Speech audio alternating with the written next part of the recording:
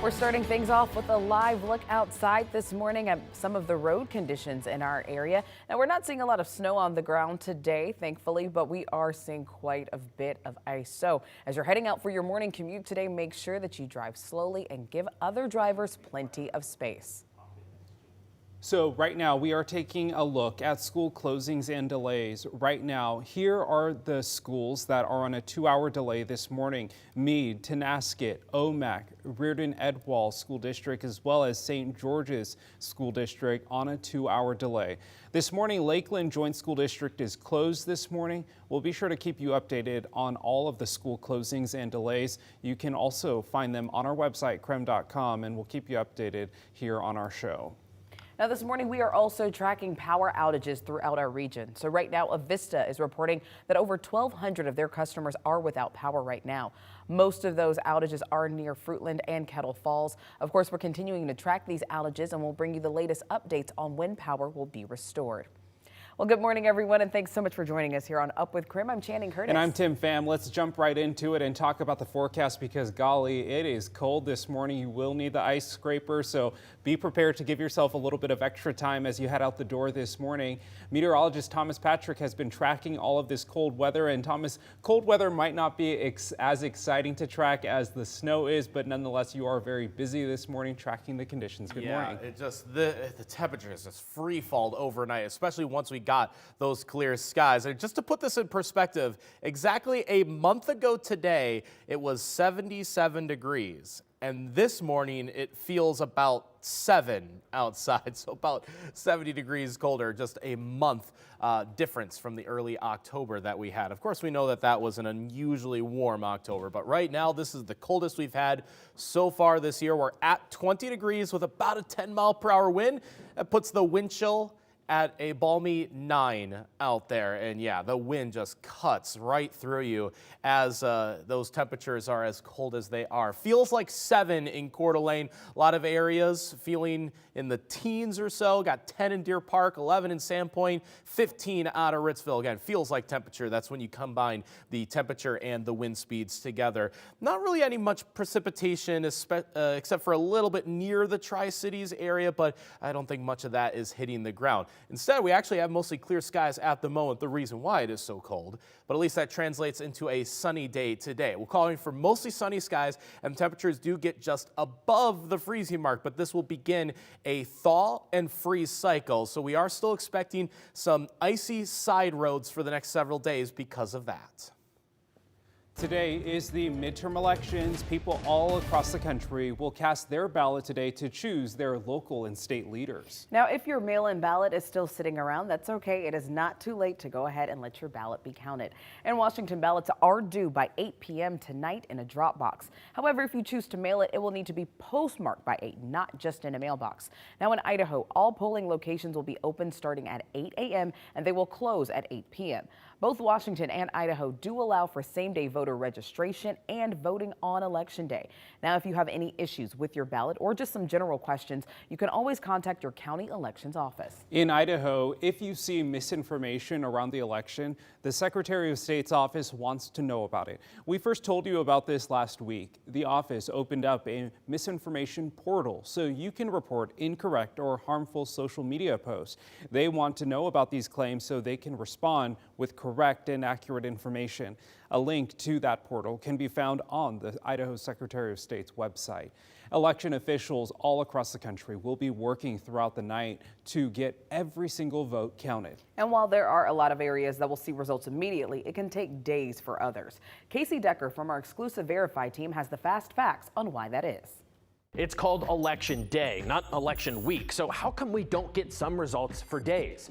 It's because elections are run state by state, county by county. Some offices might have more staff or counting machines or fewer ballots. They also have different rules. Like if mail-in ballots arrive early, some states count them in advance. Some start the morning of Election Day and others wait until the polls close. States also have different deadlines for when exactly mail-in ballots are due and when the results have to be finalized. So it's normal if some results take longer. That's how those states assure every vote is counted.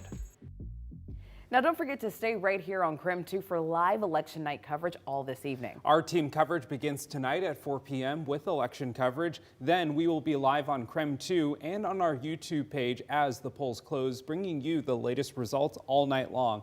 Then on Wednesday morning, the Up with KREM election team coverage will bring you up to speed on everything you missed and the results from overnight.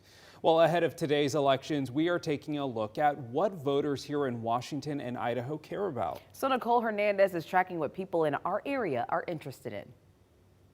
Channing, Tim, so we pulled up Google Trends showing us what big topics people have been searching for in our region. And let's start with Washington here. This map here shows the different Google searches that are most popular in each county. That gray here that we see all over eastern and central Washington, that means wages. But both Lincoln and Ferry County, they're interested in and their residents are Googling Social Security the most. This next chart here lists the top political topics people have been searching in the whole state for the past few days. You can see here specifically in Washington state, we have wages sticking with #1 consistently, healthcare sticking at #2 consistently, just with one drop down, and unemployment taking a big rise in the past few hours or so. So let's take a look at Idaho now. Kootenai County, Latah County, and Nez Perce counties, they're all interested in wages, similar to Washington. But the other counties in the Panhandle, they're all Google searching Social Security more. And looking at the top searches breakdown for the state of Idaho specifically, you can see wages sticking in that #1 spot pretty consistently over the past 2 days, except for in the past few hours, wages has dropped down to #2. Unemployment has spiked over the past day or so, taking that #1 spot most recently. Now, we're also seeing that people are asking about how and where they can vote today. So if you would like more info on that and the people and issues that'll be on your ballot, you can text the word vote to 509-448-2000. We'll send you our exclusive KREM 2 election guide. In the newsroom, Nicole Hernandez, KREM 2 News. Well, this morning, candidates are making their final push to win over voters. No matter your politics, Election Day can cause some anxiety. Professor James Long teaches at the University of Washington. Now, he studies democracy around the world, and he's observed as political division has increased in the U.S., so has people's anxiety. I never thought I would be really worried about electoral integrity in the United States in the way that I am in other countries, and now I am. That being said, the way we actually cast and count ballots, if it's done legally, is really, really secure. As for this election, with so many close races, Long's advice is to have patience. It could take days to call some of these races. Since Washington has mail-in voting, we can already get a good idea of voter turnout thanks to data from the Secretary of State's office. In Washington, almost 2 million people have already voted. That is almost 39% of eligible voters in the state. Meanwhile, in Spokane County, more than 42% of voters have returned their ballot. Now taking a look at ballots returned by age range. More than 65% of people 65 and older have returned their ballots, but only 15% of voters ages 18 to 24 have returned their ballots. Voting numbers are expected to go up as more people vote today on Election Day. Now, historically, midterm elections tend to have lower voter turnout compared to presidential elections. Some voting rights advocates think that more people would vote if Election Day was a federal holiday. It's an idea that's been proposed in Congress several times. As a matter of fact, at the beginning of this year, the bill Freedom to Vote, the John R. Lewis Act, failed in the Senate. It would have made Election Day a federal holiday along with automatic voter registration. And a Pennsylvania representative introduced the Time Off to Vote Act in April. That act would have made employers provide employees at least 2 hours of paid leave in a federal election. Now, Congress has not voted on that bill yet. Election Day, though, is a paid holiday in 13 states, and some companies do give their employees the day off.